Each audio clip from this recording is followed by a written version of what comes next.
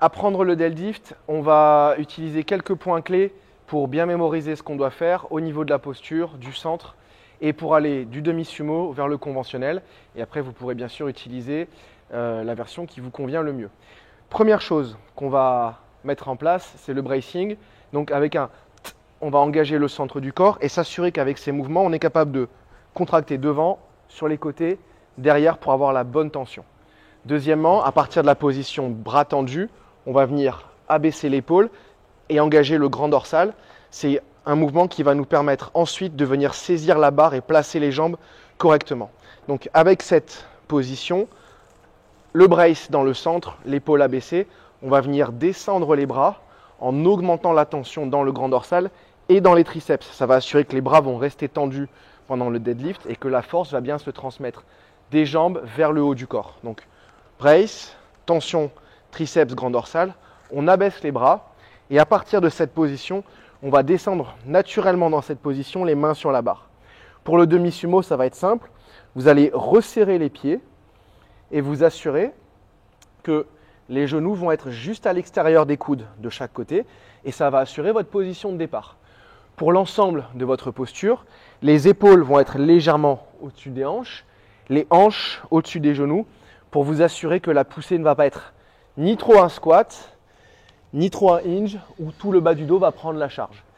Donc, on va remettre tous ces points clés, le centre activé, l'épaule abaissée avec la tension grand dorsal triceps, les mains qui s'abaissent pour venir saisir la barre naturellement et le placement des genoux autour de la barre avec l'ensemble centré.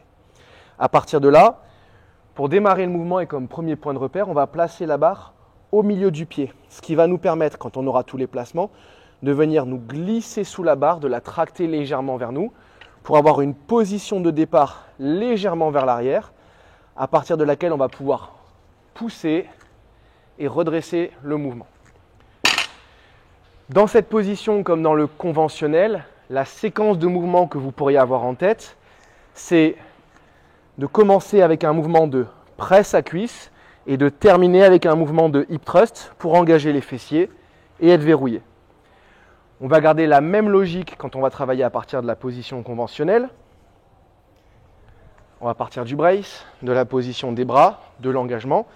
Mais cette fois-ci, les jambes vont se placer à l'intérieur des mains avec, dans les deux positions, des écarts qui vont pouvoir être sensiblement différents selon votre morphologie. Et on va répéter les mêmes étapes, placer le dos, tout engagé, se reculer légèrement, puis venir décoller la barre.